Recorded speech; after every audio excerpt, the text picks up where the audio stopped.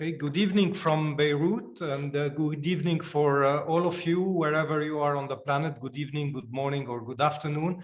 We are really pleased and very honored to host this outstanding panel today, this outstanding webinar today about the state of the opinion in Lebanon, and to witness for the extraordinary character of this webinar.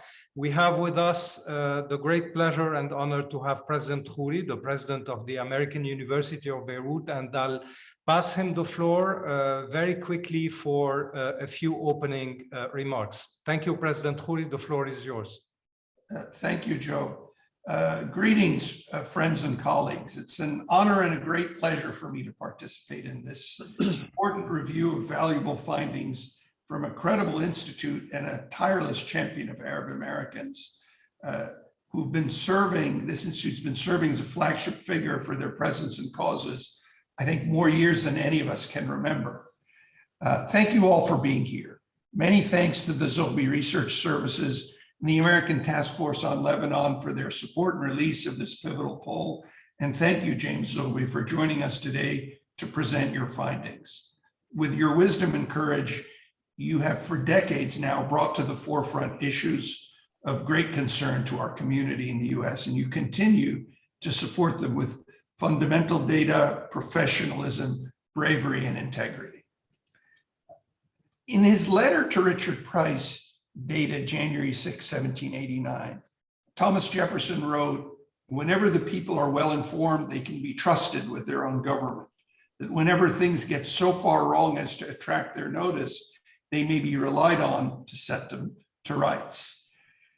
This may not have been a popular belief of the Lebanese people, but this recent and much needed poll gives voice to the Lebanese citizens at a time when few other outlets have expressed their needs and views in their words.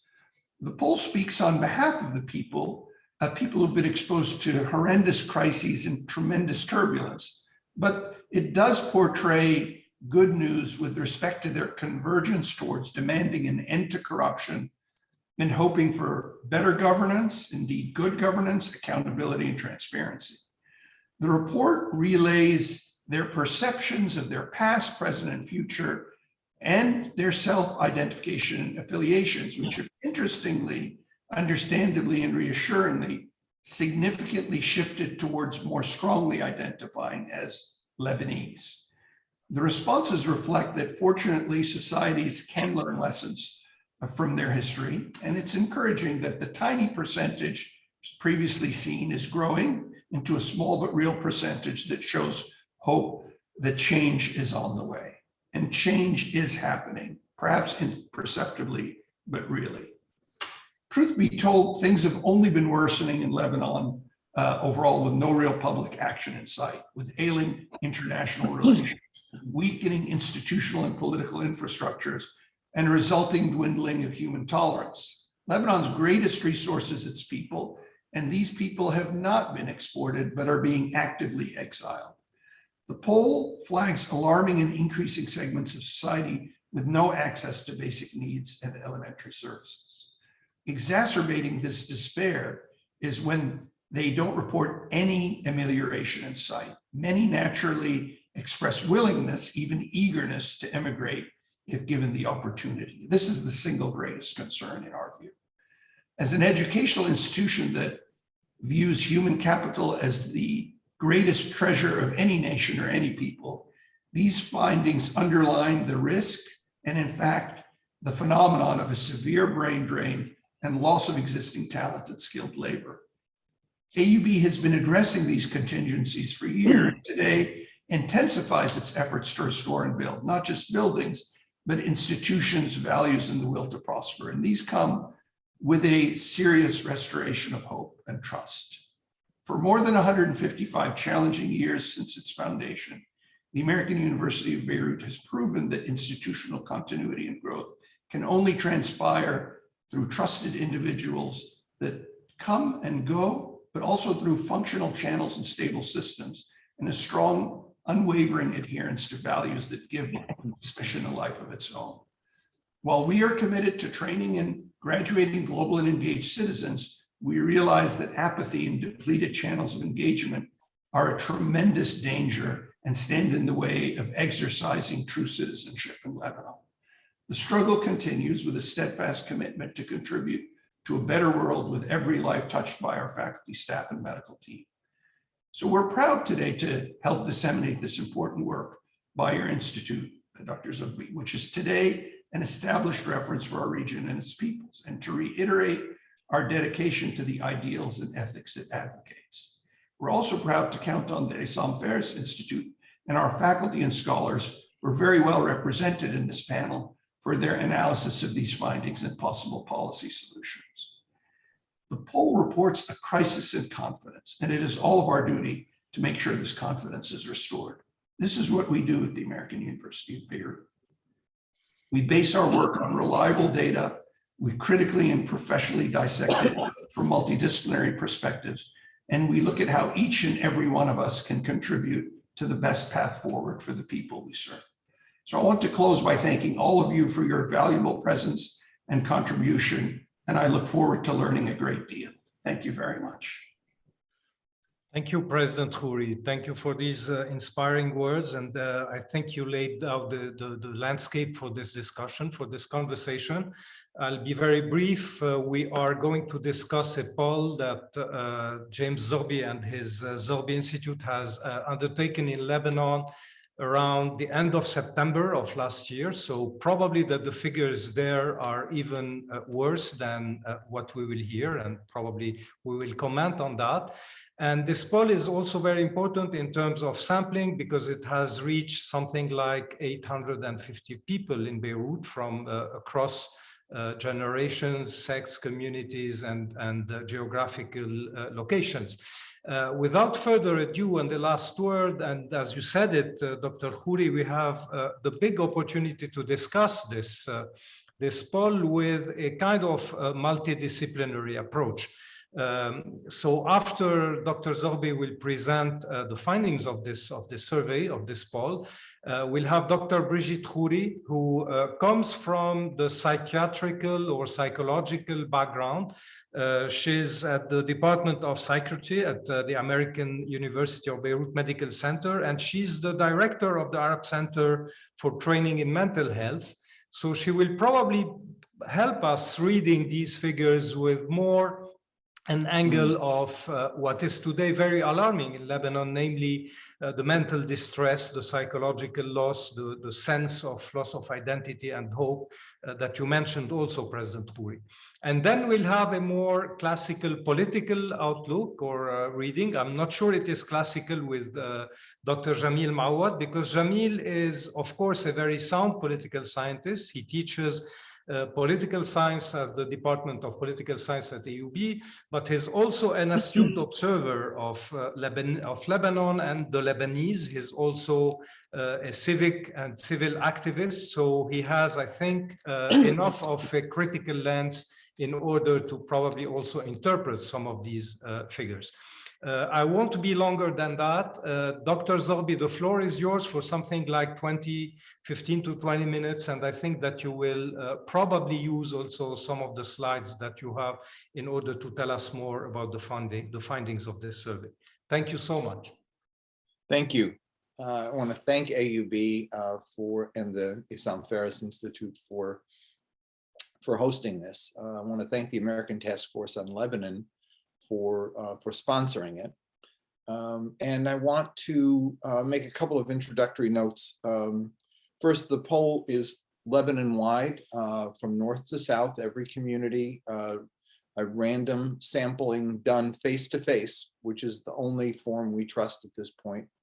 And you can find the complete findings on the website zogbyresearchservices.com. And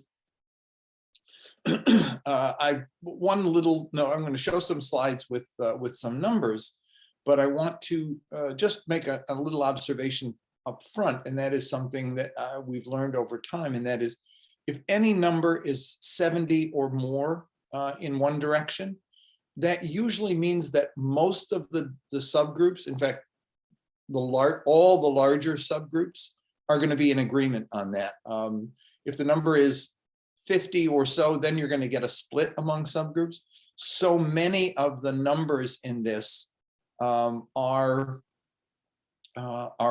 over 70, that what it means is a striking convergence of views among gender, education level, income, and more importantly, sect, which is what we'll see as we go forward here. Let's go, if we can, right to the numbers. I have here some slides that I want to begin with.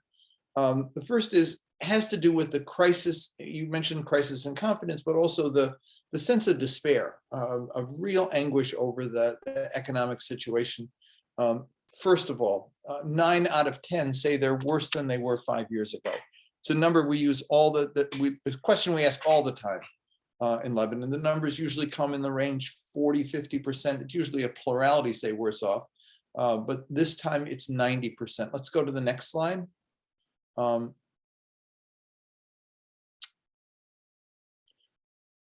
Virtually the entire population has been seriously impacted by shortages in fuel, electricity, and drinking water. Again, this is end of September. Numbers may be worse, but these were the numbers that we got end of September. Next slide. Food insecurity is a huge problem, especially among the poor, and the number of the poor in Lebanon has doubled actually over the last 5 years. Very often, 21%, 1/5 of the poor very often go without meals. That's almost half goes without meals sometimes. It's the best indication we have of food insecurity is going without meals. Let's go to the next slide. 2 in 3 report that they do not have enough income to make ends meet. And next slide. The result is that almost 2/3 say they'd emigrate if given the opportunity.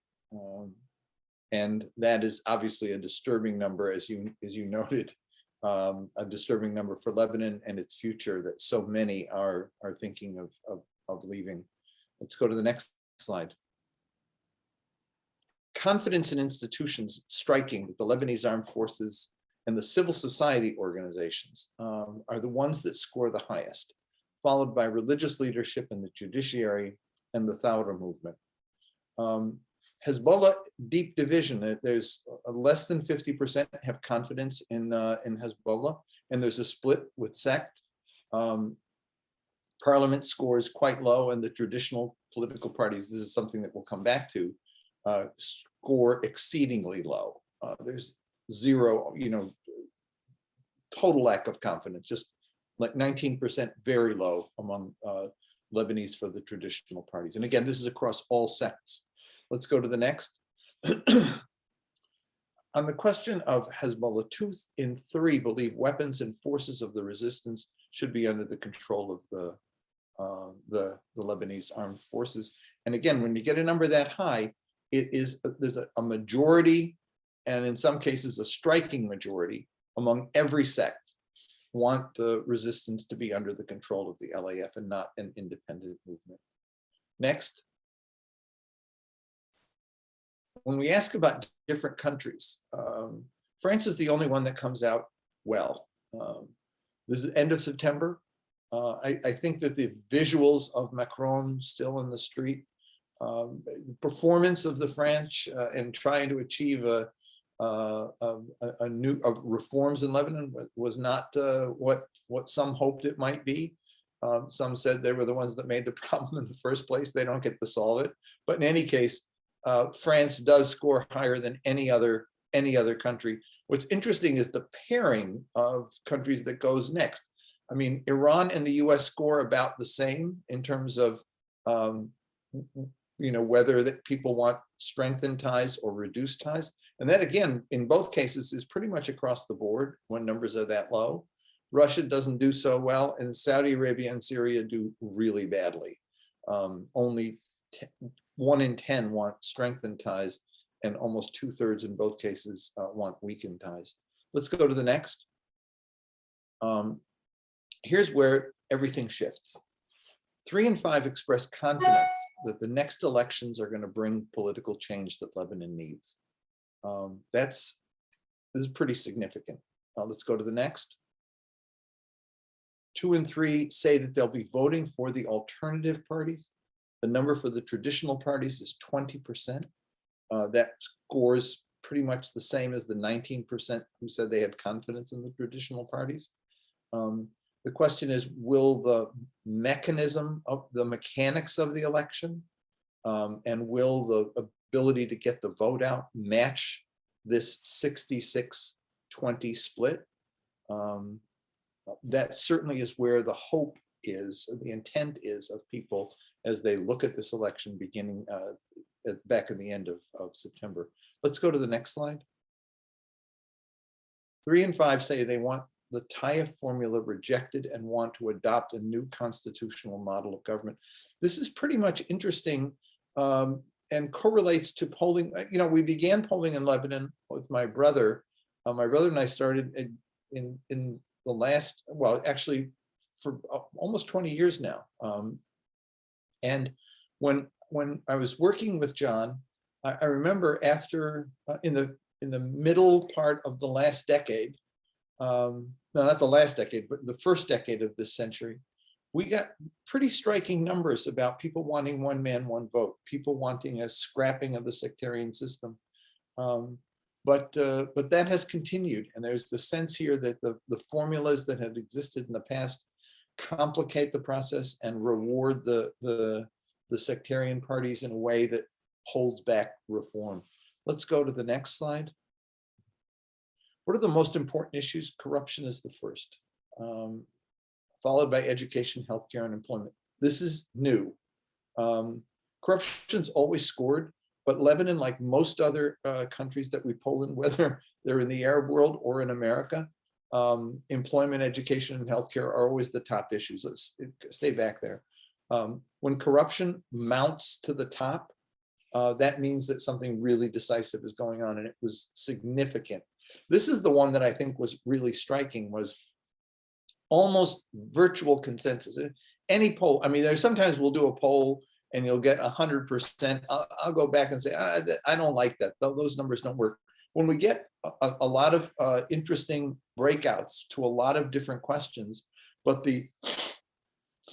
this one comes out almost virtual consensus, then I have to say there's something here going on. The shock of that explosion, the disruption that it meant to the society, and the hardship it exposed to people to, and the fact that they know that something stinks and they want to get to the bottom of it, results in a 97% saying there should be a full investigation of and accountability for the explosion. And let me just read something here at the end, because I think it summarizes my findings the way I would want to best leave it with you. The Lebanese people are hurting from the economic collapse, are fed up with an ossified, broken sectarian political system they want to see changed. They want an end to government corruption. They want Hezbollah reined in and brought under the control of the state. They want accountability for the government's failing, especially the devastating explosion in the ports. And they have their hopes pinned on the belief that next year's elections will bring needed change. It's vital when speaking about Lebanon that these areas of consensus be factored into any discussion about the future of the country. For years now, we've been saying that Lebanon is at a breaking point. What I conclude from the results of this poll is that if elections do not happen because sectarian elites or Hezbollah sense they pose a risk to control, if the elections are not free and fair, or if Lebanon's sectarian electoral system brings the same old elites back into power, then the hopes of the Lebanese people will be shattered. The country will go from breaking point to being broken. And I'll leave it there. Thank you. Thank you very much, James. This is, I think, appalling, and these figures, I mean, speak by themselves, but we'll try now to dissect them a little bit more from the different angles that we have on this panel. I'll give the floor maybe to Brigitte Khoury for something like 10 minutes in order to comment from her angle. Before I give you the floor, Brigitte, I forgot to say and to tell our audience that they are welcome to raise their question and to write their question, but to do so, they have to put them by writing in the Q&A chat box. This is the only way, and we'll try to devote maybe 20 to 25 minutes for the Q&A at the end of the session. Please, Brigitte, the floor is yours now. Thank you, Joseph. Well, let me start by thanking Mr. Zoghbi, Dr. Zoghbi, for being at AUB, even if virtually, to share the results of his poll and to engage in a discussion around it. I sincerely hope we'll get to host you soon in person in our beautiful campus. I would like to thank especially Dr. Greg Gormanos, who is a common friend and who put us in touch and made this event possible.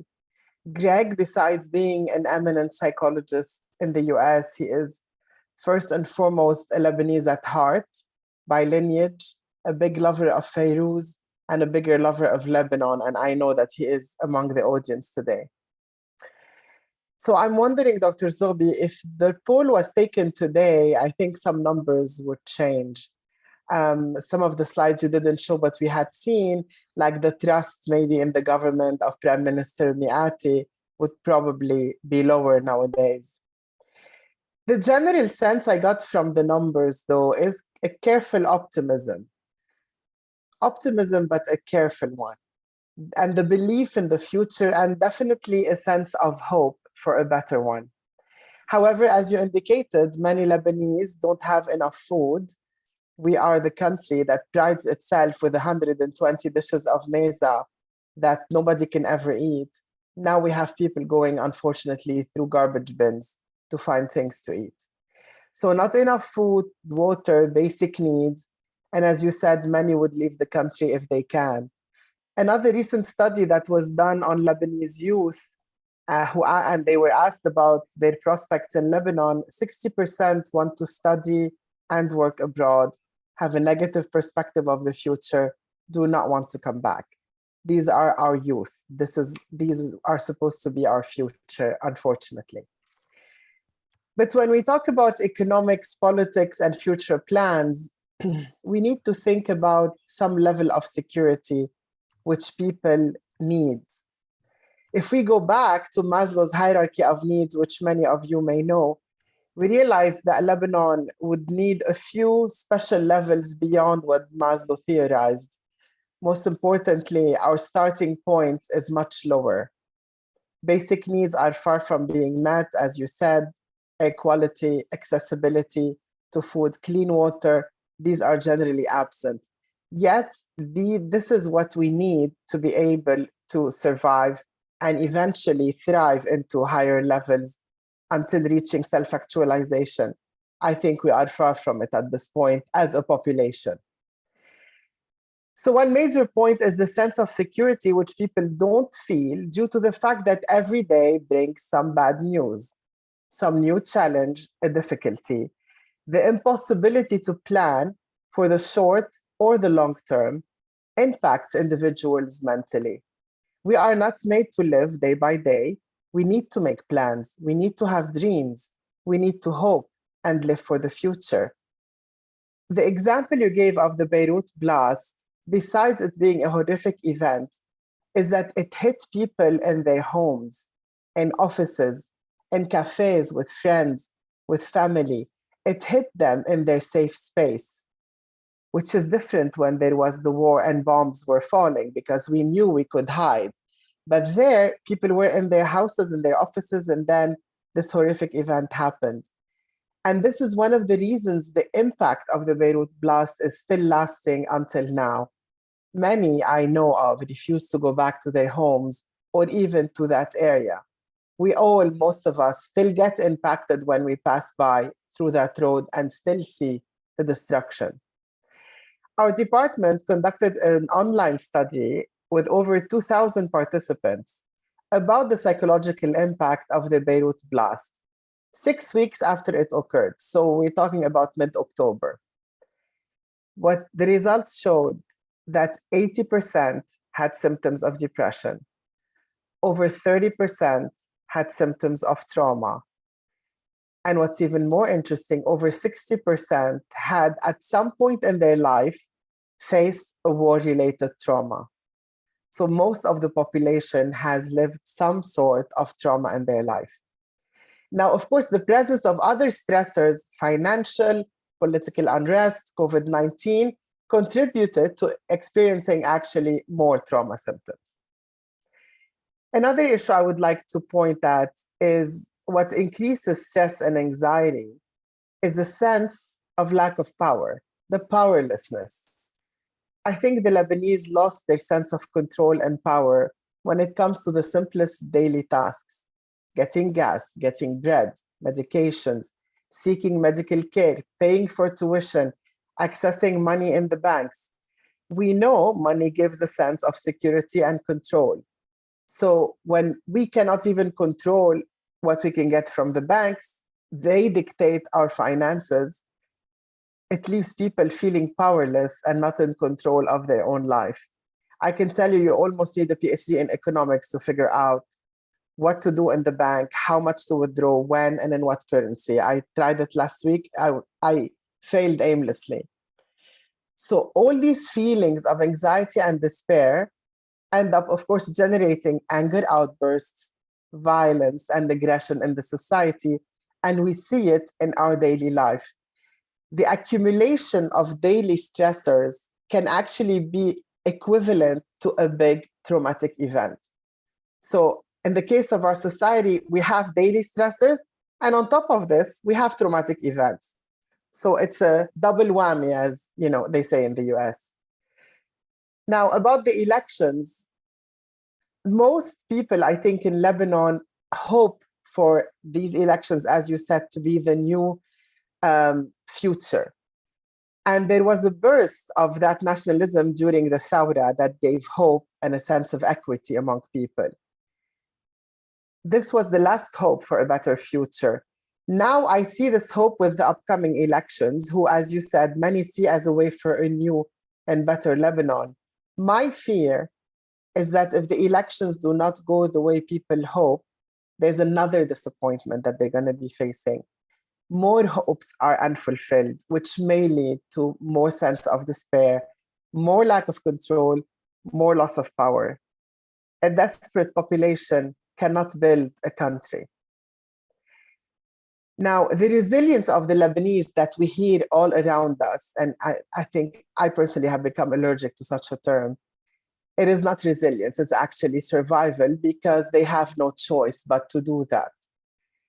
I also call it's kind of a sense of entrepreneurship gone wrong, which keeps everyone patiently waiting and hoping. What I mean by that is that when a state institution fails, it is replaced immediately by private initiatives, which meet the immediate short-term needs of people. Electricity is the perfect example. Electricity du Liban gives us 2 hours a day. Everybody plugged on generators now that provide the electricity we need at a very, very high price, of course. So this strength of entrepreneurship, quote unquote, impedes pushing for change, impedes pushing for reform, and to create a country that we all deserve to live in. I'm ending, and I just would like to end by saying that on another level, and besides the basic needs and the daily hassles, I would also like us to think that a country which lacks social justice, human rights, equality, equity, democracy, to name only a few, cannot have a mentally healthy population where individuals can live happily and with dignity. And this is what the Lebanese want. Thank you. Thank you very much, Dr. Khouri. I think these, some of the things, especially at the end that you mentioned, will probably be the subject of a further and deeper discussion in the second round of questions.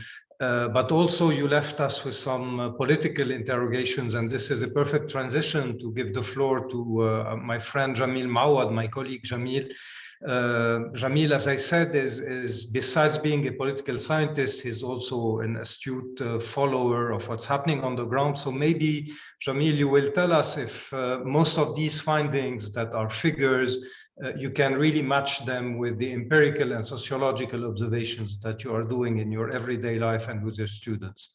Thank you, Jamil, for taking the floor. Hello, everyone. Thanks, Dr. Bahoud, for this invitation and introduction. So before I comment on the poll itself, I have two introductory remarks.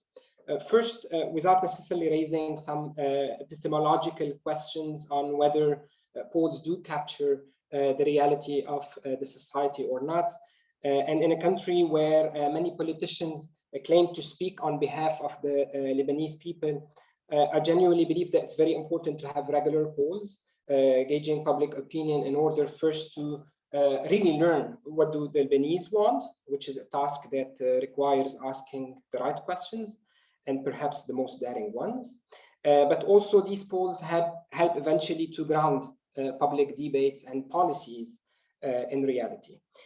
Second point, I believe it's also very important to have regular polls because comparing the findings of this poll, for instance, to the reality that is unfolding by the day, we realize that the public opinion is very volatile due to the hardship of the everyday life and the occurrence of many major events. And therefore, the results of this poll from September 21 might be different from the ones we might have or we might get today. So I would like to, as a political scientist, but also as a citizen who is still living and residing in Lebanon, to comment on what I have identified as three main pillars in this poll. First, the question of confidence. Second, question of change. And finally, the question of hope. When it comes to confidence, amidst the unprecedented financial and economic collapse, the poll shows that the Lebanese still retain confidence in some public institutions. Most of the trusted institutions beside the army and the judiciary are not state institutions. We're talking here about religious leaders, about civil society, and October 17 movement. Therefore, it's very important to note that those who can take decisions in the country are not trustworthy. I'm talking here about the parliament in particular. So how can we exit this quagmire hand in hand, where those we trust are not in power and those who we distrust are in power? Second point, it's very important to mention that the two most trusted state institutions are very much weakened by the political ruling class. I'm talking here about the Lebanese armed forces and the judiciary system. Now we're witnessing a debate around the delimitation of the maritime borders, where we've seen recently in the last couple of days an emerging tension between the head of a negotiation team, General Bassam Yassin, and the ruling class on whether Lebanon should adopt line 29 or 23 as a demarcation line with Israel. In addition, of course, to the many obstacles that were put in front of the judiciary system in the investigation for the Beirut blast. So in other words, even if the Lebanese have confidence in the Lebanese armed forces or the judiciary, it's not sure that these two actors can indeed act independently from the unapologetic corrupt ruling class. The second pillar is change. The poll shows that the Lebanese are somehow optimistic that elections will bring about political change to the country. In other words, in this poll, we learn that change is intimately related to the upcoming elections. The poll mentions that two-thirds express their intention to vote for new alternative parties, as opposed to only 1 in 5 say that they would vote for the traditional parties. The question is, to what extent this will translate into voting ballots? And is it not just maybe wishful thinking, a kind of lip service? Because we all know that elections in Lebanon are not about preferences, be it political or ideological. It's more about a bundle of actions, discourses, and practices that radically change the outcome of the elections. We're talking here specifically about intimidation, vote buying, sectarian and existentialist discourse, and most importantly, the distorted electoral law that does not offer fair ground for competition, all of which can play a role, in fact, in shifting the public opinion, and hence the results might contradict this wishful thinking and therefore hinder change. But it's not only about structural dimension, it's also about the so-called new alternative parties. If we look at these parties, they differ across the political spectrum, and seems so far, judging from my own observation and analysis, that they are not addressing the centrality of the economic crisis so far, and are more leaning towards prioritizing questions related to sovereignty and state monopoly over the use of violence. So we learn, and judging from their electoral campaigns, that unfortunately the economic question is relegated to a second place. Finally, the third pillar, which is hope. The poll, for instance, shows that back in September, that the appointed government of Prime Minister Najib Mikati has the support of a majority of the Lebanese. So 54% think that it will be able back then in September to bring positive results. It also shows that 2 in 5 say that their situation will be better in the next 5 years against all odds. And that in 2021, 38% think that their future will be better off in 5 years from now compared to 11 only in 2019. So how do we really interpret this optimism? And I believe we should inquire about this optimism compared to the overwhelming feeling of despair and hopelessness felt in the everyday life now in Lebanon. It shows, I believe, 2 things. First, yes, some Lebanese might be hopeful, but it would be worth asking whether this hope is reflective of a desperate situation. In a way, they're saying we're so low that only the only way is up, or is it rather reflective of a solid political project that is promising us a better future? Hope or optimism should not be a rosy idea, but hope should be perceived as a political project that presents a solid roadmap on how to get out of the crisis, something that is not very clear, neither for the ruling class nor for the majority of so-called opposition groups. To conclude, the poll shows that, I believe this is a major finding of the poll, that 55% are no longer considering the Ta'if agreement as viable, and hence there is a need for a new social contract or political system. But again, the question that to ask here is, what system do we want, or what system will be imposed on us? These questions are daring but essential. There are several positions now on the future of the social contract or the political system in Lebanon. Maybe one that advocates for a refashioning of the sectarian formula. Another one advocates on, for a social contract based on citizenship, equal socio-economic rights. So yes, we want to change the system, but what system? So I believe an additional question to ask is not only what do we want as Lebanese, but also to what extent the Lebanese can have a say in their future. And if so, how should they acquire or use their agency to achieve that? Thank you. Thank you, Jamil. This was a really very interesting intervention. I think you said a lot of things that also we'll get back to. In this, now I'll go for a round of questions, if you don't mind, to 3 of you. Besides, also maybe you can discuss each other's and what each other has said, but also I will try to put up a question for each one of you. Dr. Zoghbi, James, you said that in fact, I think what's important and what probably would enrich this discussion is to have a sort of very quick comparative reading. You are a regular pollster. I mean, you do regular pollings, not only on Lebanon, but on the region. How can we compare what we have here today, I mean, your findings, in time and in space? In time in Lebanon, I mean, if you compare these figures to polls that you have done on Lebanon 2-3 years ago, how do you compare them? And in space today, how would you compare this to I know Lebanon is particular, but to more or less similar situations in the Arab world than the one in Lebanon.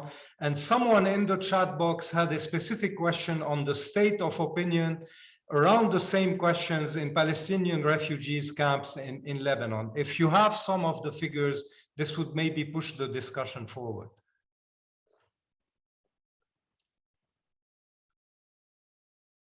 You have to unmute, James.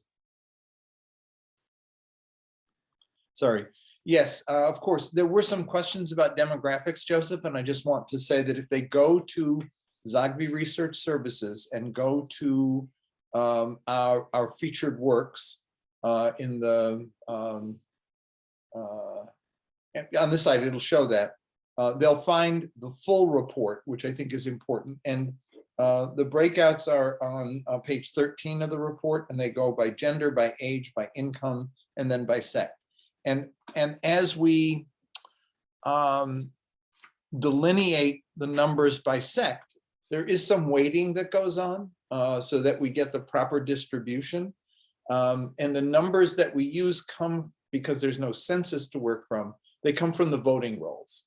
And so it's about 40%, 30, high 38, 39, 40% Christian. And the Sunni Shia numbers are about even at 27, and the Druze are 5-6%. Sometimes they'll get as high as 7. You know, it'll range in there, but those are what the breakouts are.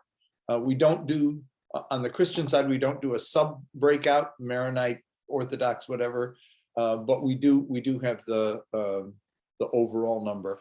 And again, that comes from the voting rolls. Now, with regard to the question you asked about over time and in comparison with other countries, there really is no other place to compare. We have polled Egypt in crisis. We've polled Tunisia in crisis. We've polled Palestinians who are in perpetual crisis. I think there's two things that are different in Lebanon. Number one, Lebanon is, and I don't mean this disrespectfully, it's a grumpy country. Even when things were good, people were very free to tell us that things were really awful, right? They have free opinion, and they have, you know, they take great joy in expressing that opinion about their complaints here or there. They never give us good numbers for better off, worse off. Never do. It's in the nature of the beast. In that regard, they're like the Egyptians, who, no matter what the situation, the numbers are always reflective of problems. The one big difference between this Lebanon poll and any one I've ever seen is the hope for the future, and the sense that Jamil noted about confidence in, maybe misplaced, but confidence in the elections opening the door to real change. And that is both heartening, but it's also worrisome. And I think Brigitte could probably comment on that, and as Jamil did, that it may be a desperate grasping for hope, and a last straw. And I said, you know, it, like in when we talk about the Palestinians, we always used to say, you know, we didn't say, but the government would always say 5 minutes to midnight, you know, in terms of whether one state, two states, and the occupation. And we say no 5 minutes to midnight. They were like at 3 o'clock in the morning right now. It's like that ship has sailed. In Lebanon, for years, people have been saying Lebanon's at a breaking point. And I think that, okay, I'm cautioned not to use the word resilience, but I think that if change does not come, if the elections turn out the same, I think you go from breaking point to broken. People are grasping right now for something, and I don't think, and I'm I guess troubled by the fact that the elites in the country just don't get the fact that this you know, the show's over. It's just it ain't, you know, we used to say in politics, if it ain't broke, don't fix it. You know, this is broken and it needs to be fixed, and people who don't get that, I truly wonder how they continue to operate. This may be the time to take what they've got and leave the country and just live a happy life on an island someplace, but make way for change. And I don't know, and I think, Jamil's right to note that the whether or not the alternatives are ready for prime time is and ready to meet the task, I think is a difficult one. All the previous polls in Lebanon that we've done are either in the chapter I have on Lebanon in my book, Arab Voices, from 2010, I think it was. That's the first decade. That's the work I did with my brother. And the rest of all the work I've done on Lebanon is in the book, The Tumultuous Decade, which is 2010 to 2020. And the complete, each annual report that we did on polling in all the countries, including Lebanon, if you want to make comparisons, are on the website, zogbyresearchservices.com. And so you can, if you want to bury yourself in numbers, you can find them all there. Okay. So there. Jim, before one last thing, Joseph. Somebody asked about the slide on Maya has left, I think, the meeting, but the slide on Syrian refugees. I don't know why I stopped the poll short. This was another interesting one. I did stop it short, but I just want to hold it up if I could.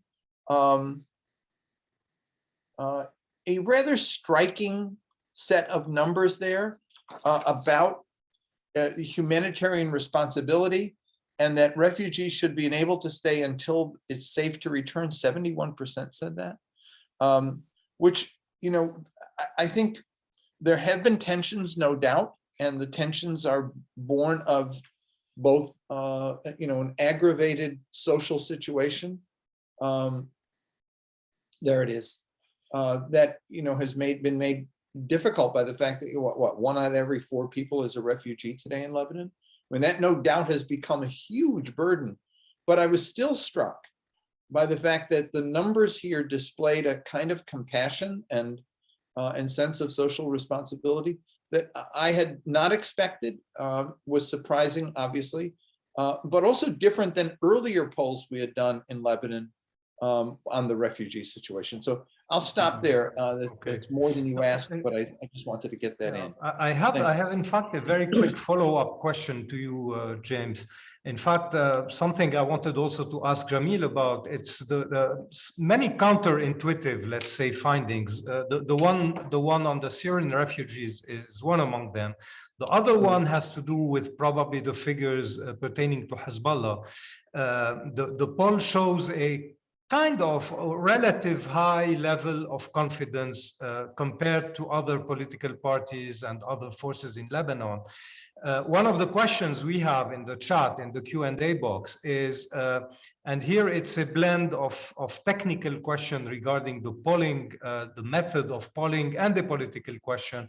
How far can we trust the figures when you conduct such polls in societies that are completely dominated by the party? I mean, what can we do with this figure? Is it very reliable, or we have to qualify it a little bit? Well, let's look at the demographics on that question, which I think are interesting by themselves. There was a huge Sunni Shia split on this question, to be expected, which is why you get 48%, because there was almost complete consensus on the Sunni side of no confidence in Hezbollah. On the Shia side, on the other hand, there was at 80%, but still a 20% no confidence on the Shia side.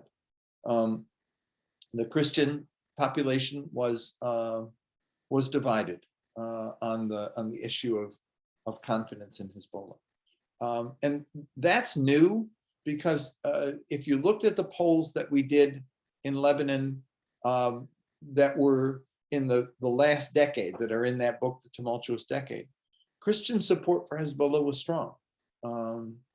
And it protected their position. They felt that why an alliance was good. But the fact that Christian attitudes have dropped, and in particular dropped with regard to Iran, which is in the poll that we did in 2019, an Arab-wide poll, on the question of what worries you most, or what concerns you most about Iran. In several countries, it was their nuclear program. In some cases, it was their meddling in the Gulf. In some cases, it was their export of revolution. In Lebanon, 71%, and in Iraq, 72% said what worries them most is their meddling in my country. The only two countries where they actually said it was in their country that it worried them. And the numbers were high there also among Shia. A majority of Shia said that in both Iraq and Lebanon in 2019. So I think that there's still, the way I'd parse that out, Jamil, is a residual sense of Hezbollah as their work, to liberate the South from Israel. A residual sense that the alliance with Hezbollah brings some Christian into power. But the Iran factor is a negative one. We did this poll at the same time that Hezbollah had arranged for Iranian fuel to come into the country. That may have impacted the numbers somewhat, but certainly not enough to push Hezbollah over the top of a majority. So I just leave it there. I think it's a question, do I trust the results? When you start to get splits like that in attitude, and then, this is not like polling in a country where 100% say this and 100%, there is enough of a sense you get that people are struggling with weighing and coming up with really complex answers to the various questions. Okay, thank you, James. In fact, I turn back to you, Brigitte, with also a sort of counterintuitive finding that we have, and you highlighted it, or at least this is your own interpretation. You said that, and this is a strange psychological, let's say, situation. Said that the focus on the immediate by the Lebanese, their food, their shelter, their immediate needs, and etc. And second, the complete absence of long-term political and economic horizon is very distressful. And I guess that you see this in your clinical observation every day. But at the same time, and this was your opening statement in your 10 minutes intervention, you said that you can read a sort of careful optimism in the figures. This is a very strange paradox. Can you say a little bit more about this? This is one question. A second question, which I would also take under a psychological, let's say, angle, someone is asking or comparing with situations in Lebanon that were less severe or dire economically and financially and etc. For example, in the 50s under Bashar al-Khoury's mandate, and at the same time we had a nationwide, let's say, protest or strike that led to the ousting of that president. What could lead today to a real, serious, radical, let's say, change or toppling of part or all of the political class? How to explain the apathy of Lebanese while their conditions are really, really severe and getting even more severe? Yeah, I'm going to actually start with the second one. There was an attempt at toppling through the Thawra. If you remember, that was really, there was so much energy and positivity and hope, really. And all the classes, all the sects, everybody was on the street wanting the same thing, claiming the same thing. Unfortunately, it failed. Why? I'll leave this for Jamil to analyze. I'm not going to go into that. But the sense it left was so much despair and disappointment that the Thawra failed. Because for once, maybe similar to what was happening in the 50s, recreating that now clearly didn't work. I can give you another maybe comparison, is that during the Civil War, it was a war. It was a full-fledged war. Things were falling from the sky, people were being blown up, etc., etc. But the situation and the war generation, and I belong to that generation, will tell you that it was not as bad as now. So how come a war situation is better than now? Because back then there was money, you can access it, you could go anywhere you wanted, and wars have money. I mean, there is money in war also. It's a business at some level. So in that sense, and also there was a different sense of community also that was created through the war. People lived in their own communities, and that these social ties made a big difference. I think what's keeping now the population or the Lebanese together is really the social and family ties, nothing else. Caring for each other. Again, when a system failed, the NGOs, the people who donate, stepped in and are giving as much as possible. Everybody's helping. AUB is helping. I mean, everywhere.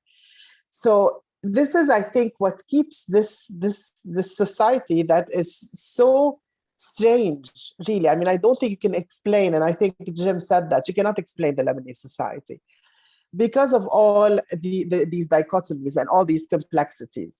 And of course, people are complex. So this is how you get, we're down, we're depressed, life is hard, but we still have hope for the future. Somebody said in the chat, Alhamdulillah, Nushkur Allah, everything is okay. Now, when you ask somebody, how are you? How are you became such a loaded question because people pause now to answer that, which is interesting. I had never seen that before until this year. So I think people are realizing and are absorbing and are aware of how bad the situation is, but we need to cling on to something. And if the upcoming elections is what's giving hope for change and maybe a sense of power, which is what I talked about, maybe this is the power and the control that the people need to have to say we can produce that change. My worry is that if this change doesn't happen, then what are we heading for after the elections? More despair, more depression, more anxiety. Time will tell. Jamil will solve it all, I'm sure, Dr. Mawad. Thank you. Thank you again for transition, because this is the perfect transition to Jamil, and this is one of the questions I wanted to raise to Jamil, or to ask Jamil. But before that, Jamil, there's a question that comes a lot in the chat and in the Q&A. Also, it has to do with something that we saw striking in the figures and in the findings. Some of the alternative political forces, let's call them like this, or civil society or opposition and etc., are not scoring very high in a situation where you would have expected them to be much higher than other forces or institutions in the country. And you said plainly, and this is a strong, let's say, proposal that you have made, that in fact they are still lagging behind in terms of proposition, of concrete propositions, mainly when it comes to the socio-economic duress or bad situation in which we are. What's your reflection on that? And do you think that, where do you put the blame, if we can say blame into that? Is it the fact that they are not trained enough to do it? They didn't have time enough to do it?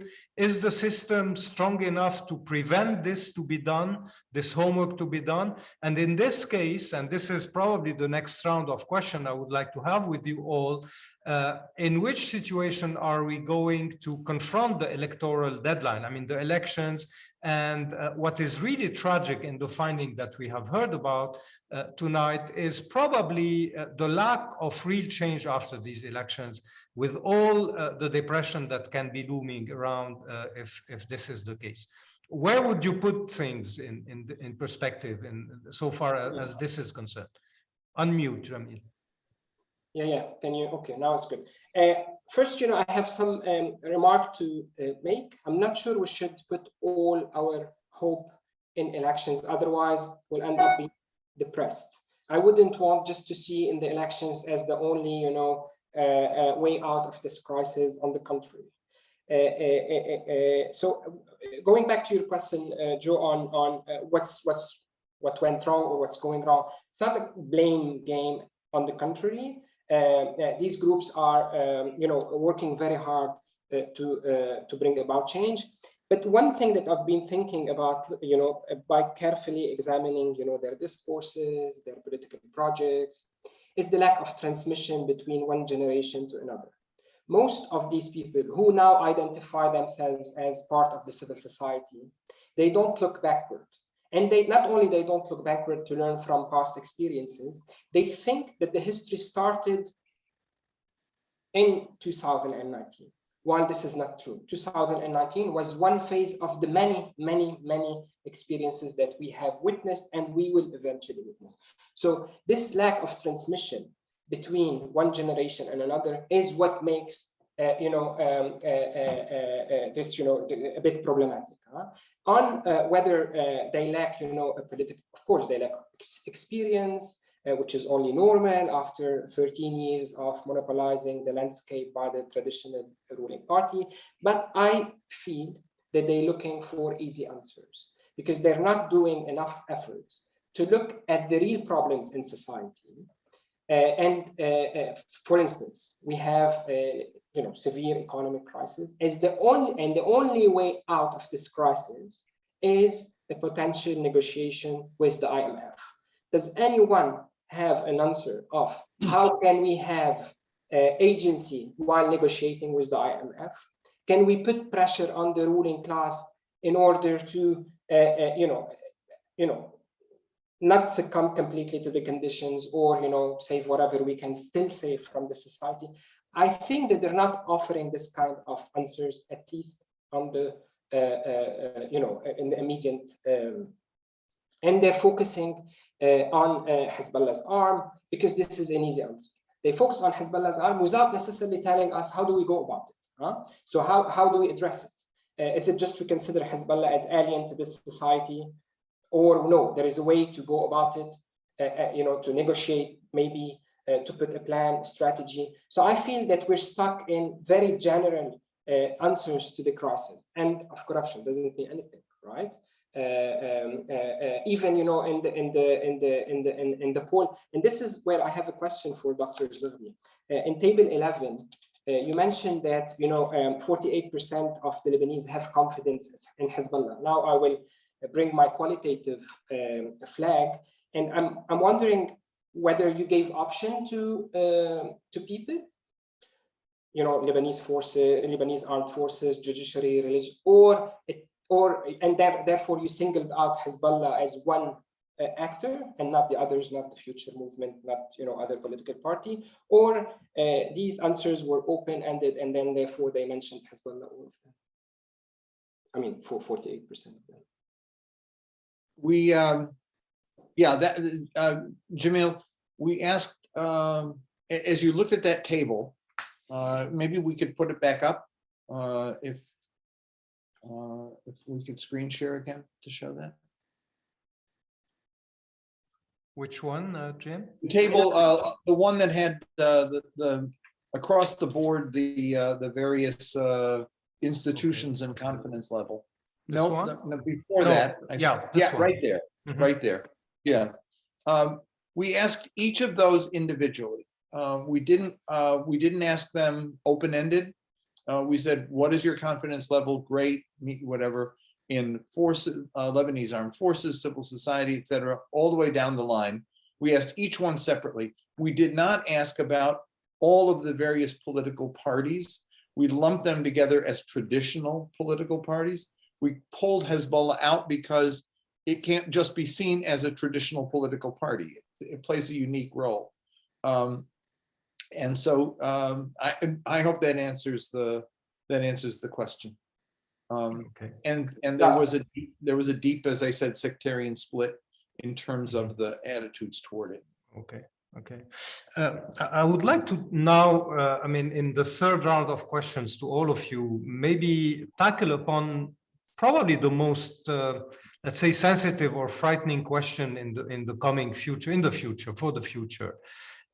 Someone asked on the chat if, for example, military clashes like the Tayoune one, would, for example, reinforce certain parties that were losing ground before that, certain quote-unquote traditional or non-traditional, I don't know how to call them, parties.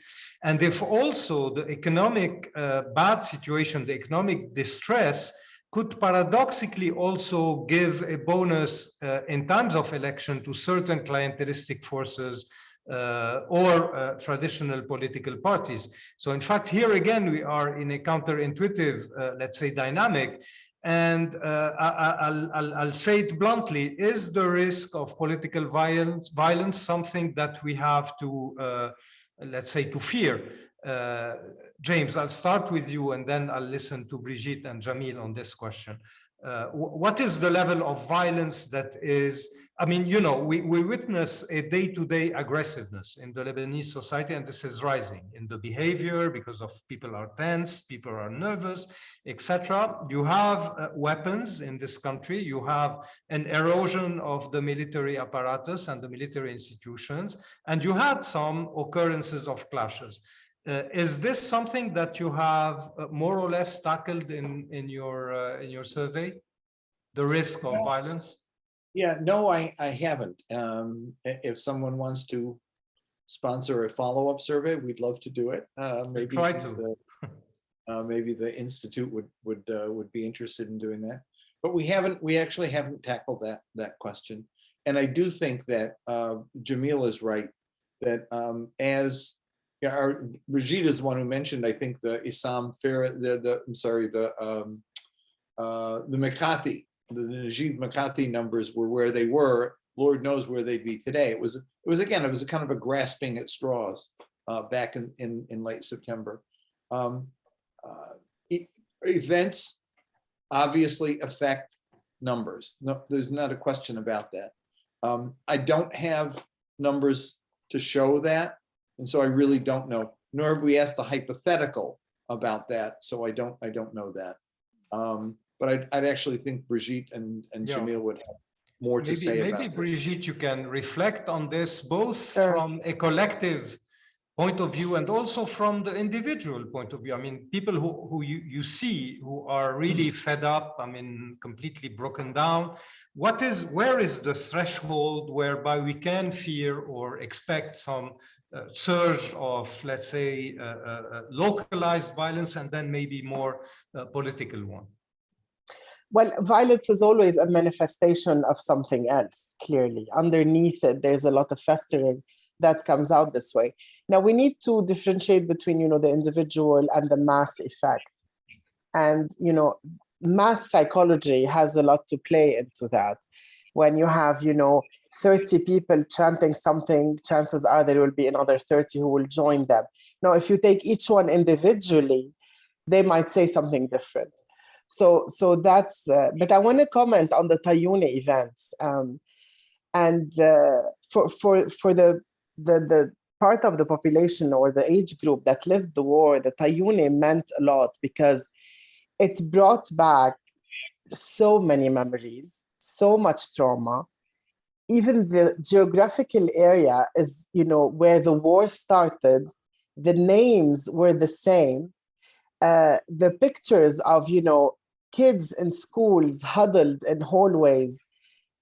I mean, it was literally like, it was a mass flashback, basically. Everybody was having, PTSD that day. And maybe I want to touch on what Jamil said, is that maybe the civil society now is not looking or taking lessons from the past, from the older generation, if I may say. And I think the reason that the Tayouni did not escalate further is that a part of it is that people really could not handle another slippage of another civil war, because this is where we could all see this heading. So there was some, I don't know, miracle or enlightened moment when somebody in government and politics in the LAF, I don't know, said, look, we need to put an end. There cannot be more slippage into that. Could it have gone worse? Easily. Luckily, it didn't. But I think this is one example that we really need to watch for. When does it get to a full break? I mean, we have reached them so many times and went back again. Everything collapses, people are on the streets, and then we go back again. I think it's going to be a continuous push and pull. I don't know if we will have this massive eruption of violence. I don't see this. I don't see this in the nature of the Lebanese. Mm-hmm. Okay, maybe this is where probably politics can answer part of it. Let me put it differently, Jamil. In fact, you all said we are in a way, in a catch-22. In fact, everybody wants change. I mean, this is probably the most unanimous demand. Change is almost impossible in Lebanon through, let's say, non-constitutional / institutional / political means, which means election, in fact. But we all know at the same time that elections will not bring about the change that people want. So this will increase, we can say, depression if we take a psychological point of view, or it will increase, I don't know what, political apathy, political radicalization. What kind of political reflex will it trigger after, once the dust settled the day after election? So what can we expect there? This is another way of raising the question of violence. It's maybe not open violence, but something that is definitely unhealthy in the Lebanese polity. Yeah, I totally agree. Actually, I think we should not reduce political violence to a civil war. Political violence can be in everyday life, convoys, intimidation, whatever, expression of political violence, racism, xenophobia, etc. But I don't want to be deterministic in a sense, but to use the word by, the word by anthropologist Samir Himmet, anticipating war and anticipating violence. We always anticipate violence. If you look at major political change in Lebanon, it only occurred from outside state institutions, and specifically, unfortunately, this is the case, after a major assassination. During the Lebanese Civil War, Kamal Jumblat assassinated, we have the Syrians major actors. After the assassination of Bashir Gemayel, we have a new phase. After assassination of René Mawad, we have yet a new phase. After assassination of Rafiq Hariri, we have a new phase.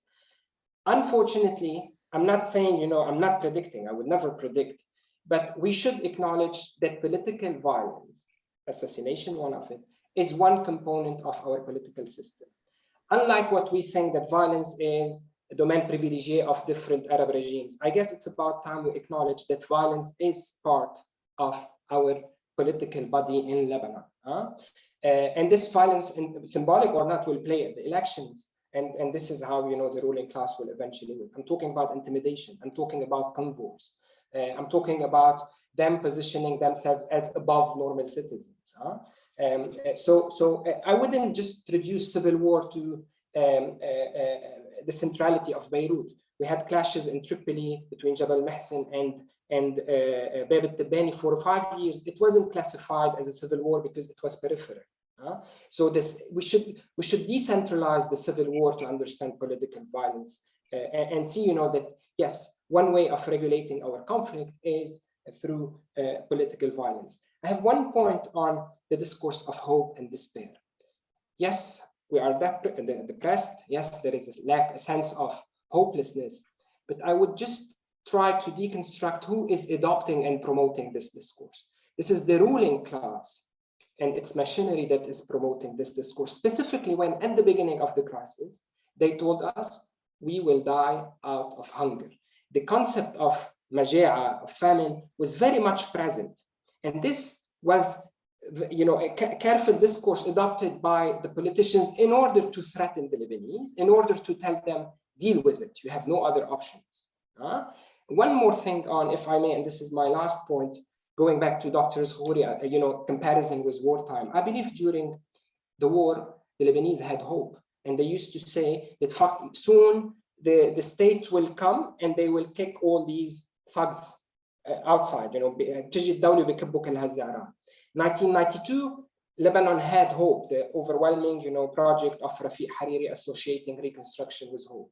2005, the hope, true or not, the hope that the Syrians are gone now, and therefore it's time to build the state.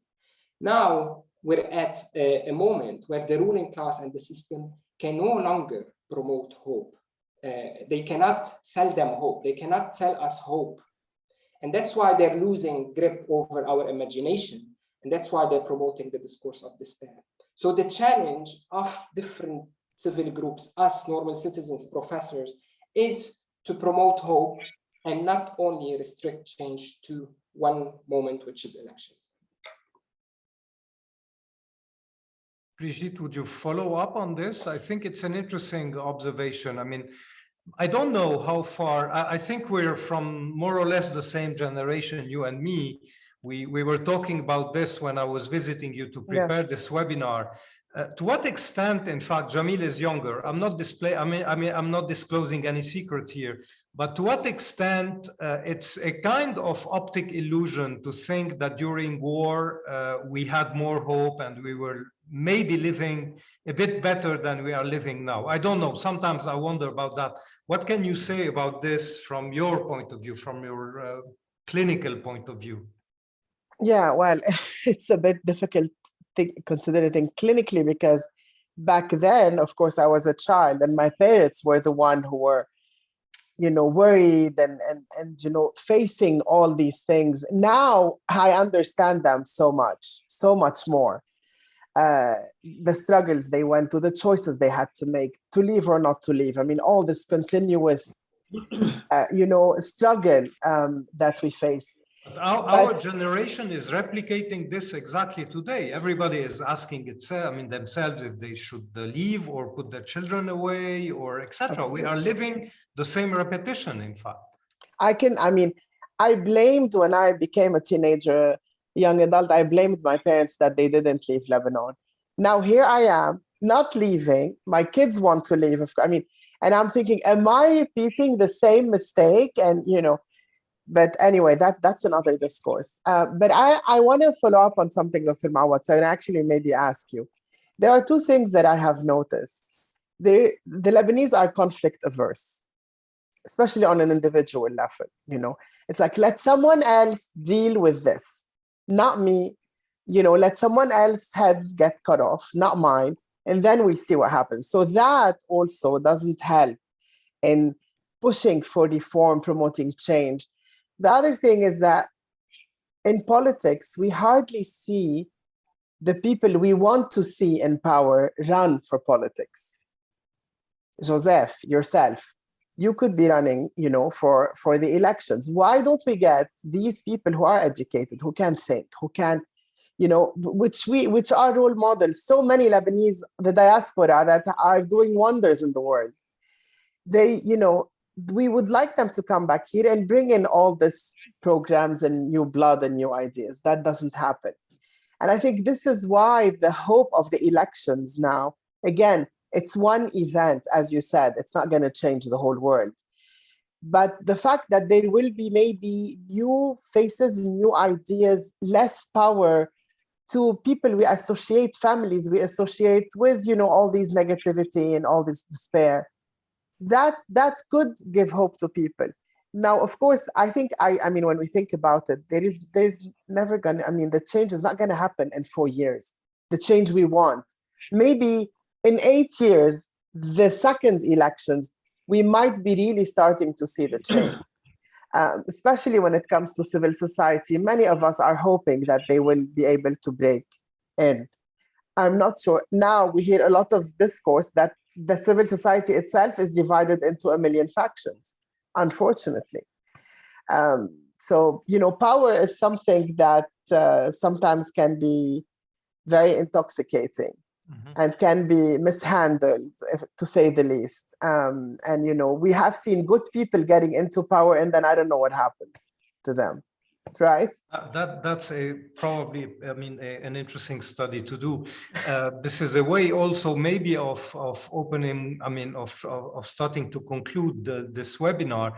Someone was maybe complaining on the chat box that in fact we started with figures and facts and let's say hard facts, and now we are in a kind of subjective discussion. But this is always what political sociology or social psychology is about.